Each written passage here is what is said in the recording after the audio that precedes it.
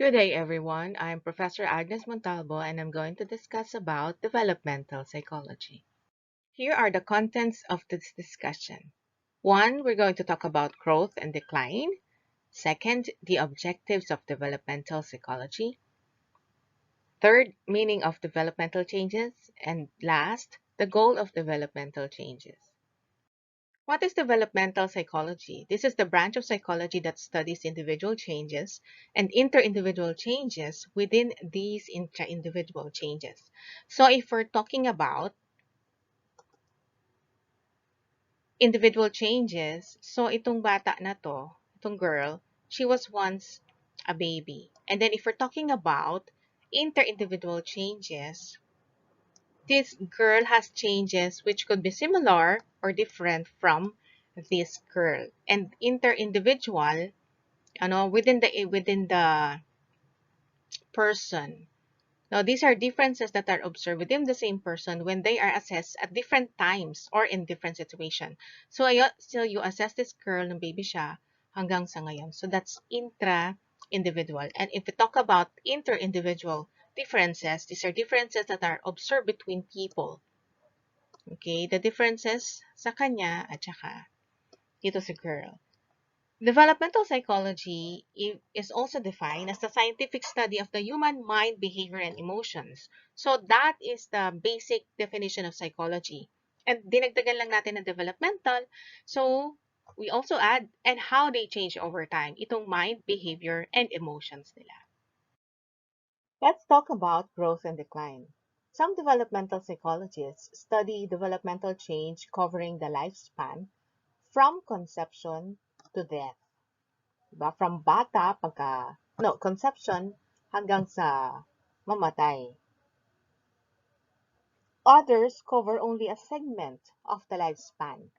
Bata lang, childhood, adulthood, or old age. In the early years, developmental psychology was preoccupied with ages and stages. No? If we're going back to Piaget, si Sigmund Freud at saka si Erik Erikson, may mga ages and stages yung mga theories nila.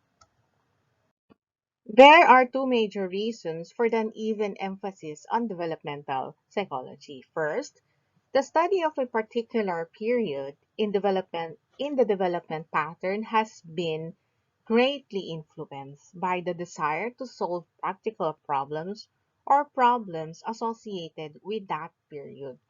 So bakit yung iba nakafocus na sa childhood, sa infancy, sa early childhood, sa adolescence?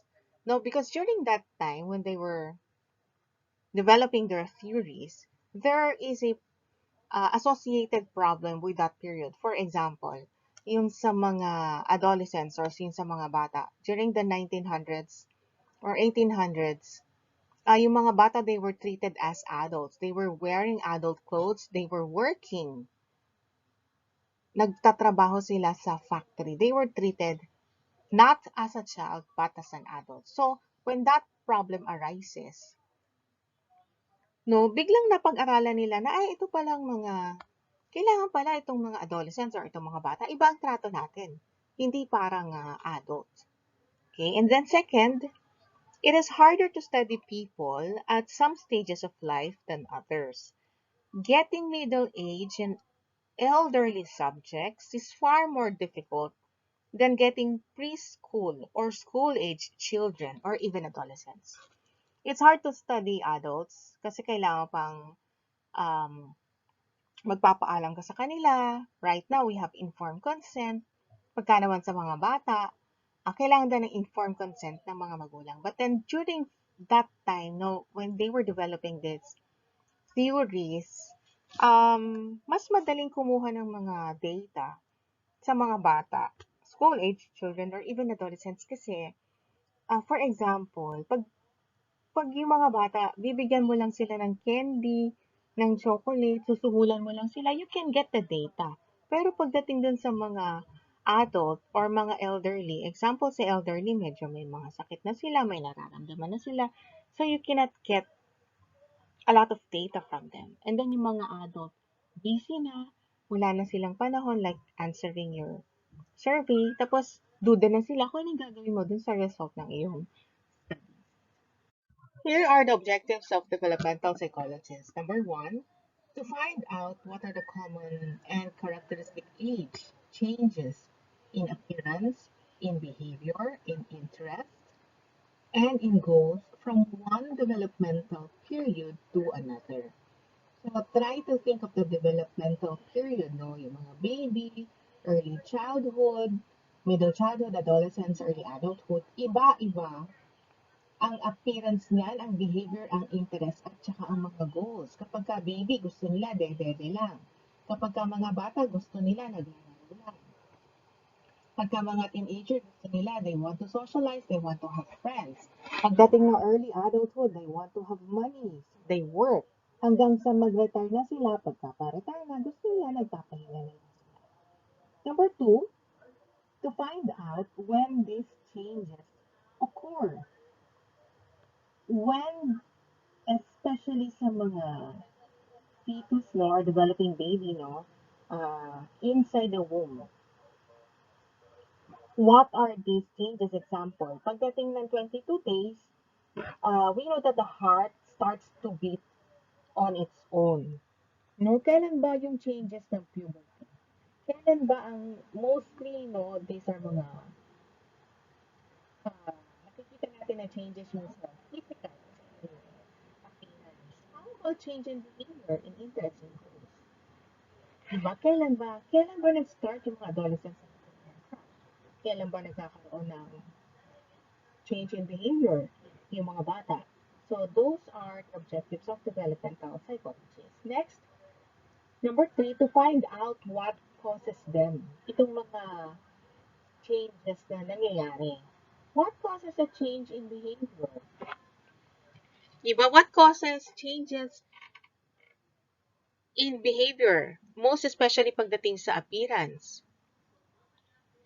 Pagka matangkad ka, kapag ka may pimples ka, diba what causes a change in interest? Ano ba nangyayari?